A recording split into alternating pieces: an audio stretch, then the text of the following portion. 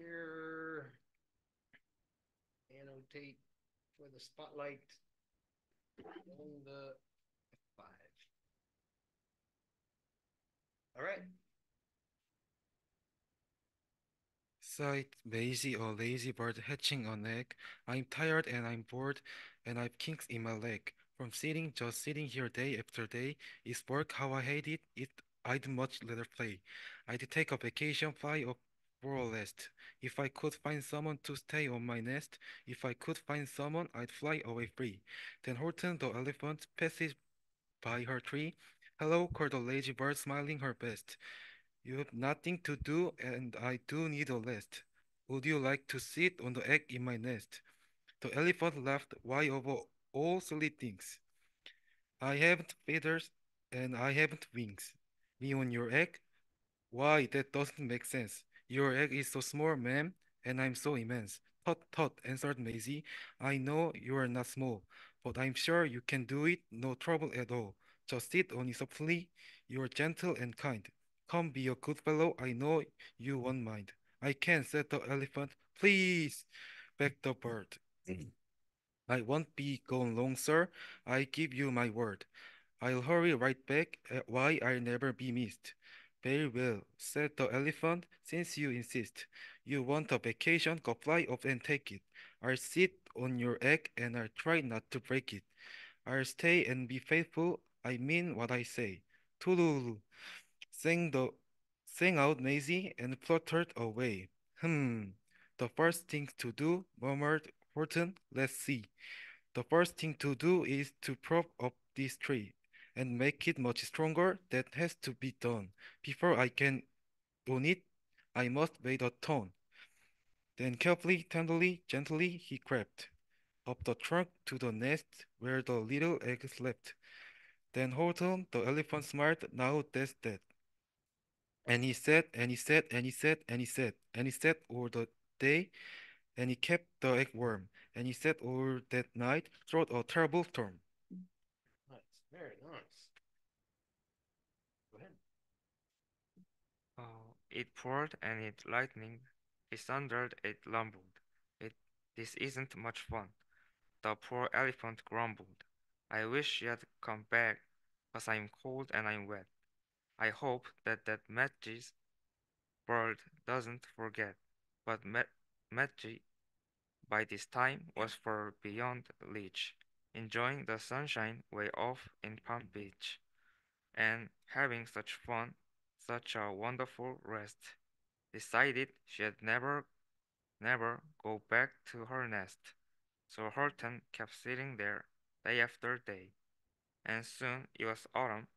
These leaves blew away, and then came the winter, the snow and the sleet, and icicles hung from his trunk and his feet.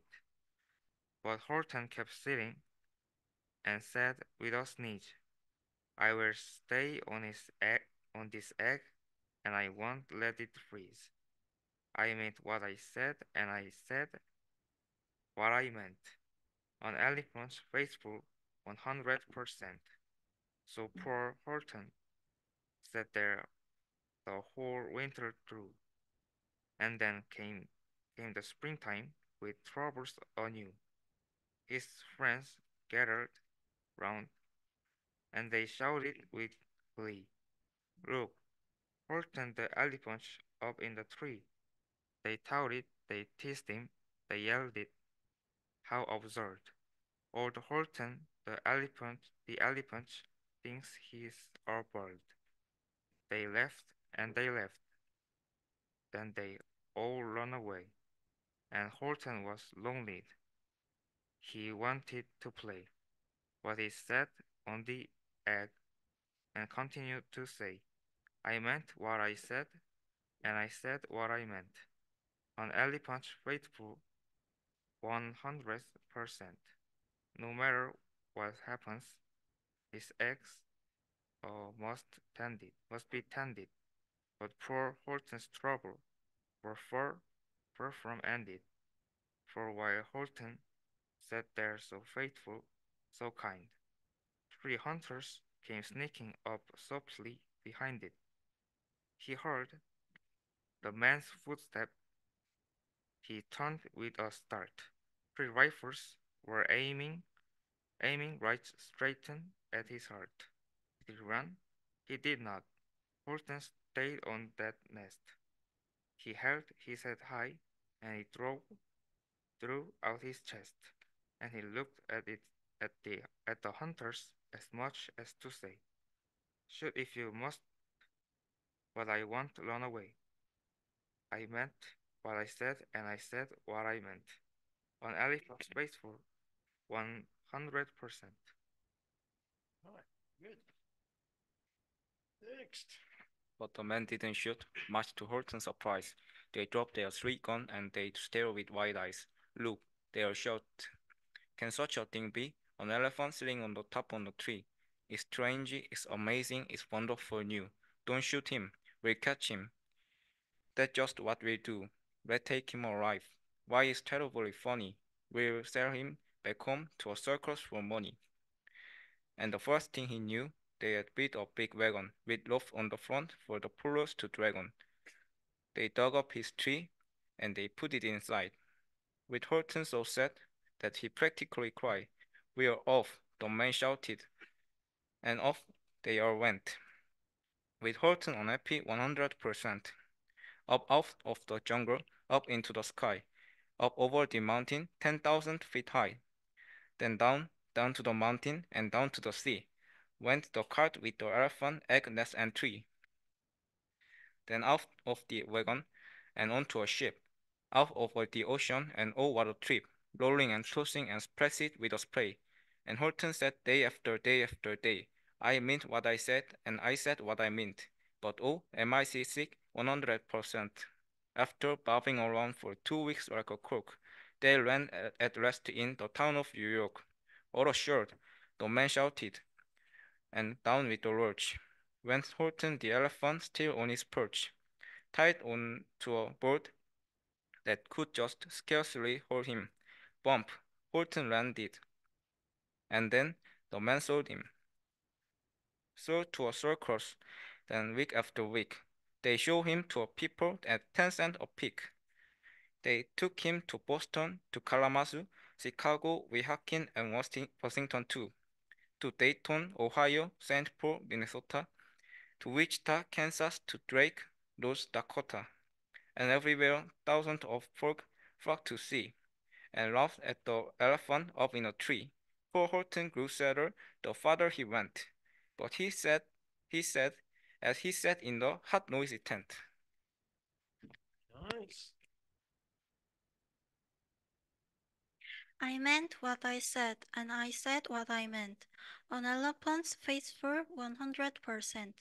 Then one day the circus show happened to reach a town way down south, not so far from Palm Beach, and dawdling a long way up high in the sky, who, although people, should chance to fly by. But that old good-for-nothing bird run away, Maisie, still on vacation and still just as lazy, and spying the flags and the tents just below, she sang out, "What fun! Why, I'll go to the show." And she shot from the clouds through an open tent door. "Good gracious," gossiped Maisie, "I've seen you before." Poor Horton looked up with his face white as chalk. He started to speak, but before he could talk, there rang out the noisiest, ear-splitting squeaks from the egg that he'd sat on for 51 weeks. A thumping, a bumping, a wild, alive scratching. "My egg!" shouted Horton. "My egg! Why, it's hatching!" "But it's mine!" screamed the bird when she heard the egg crack. The work was all done. Now she wanted it back. "It's my egg," she spurted. "You stole it from me. Get out my nest and get out of my tree." Poor Horton backed down with a sad, heavy heart.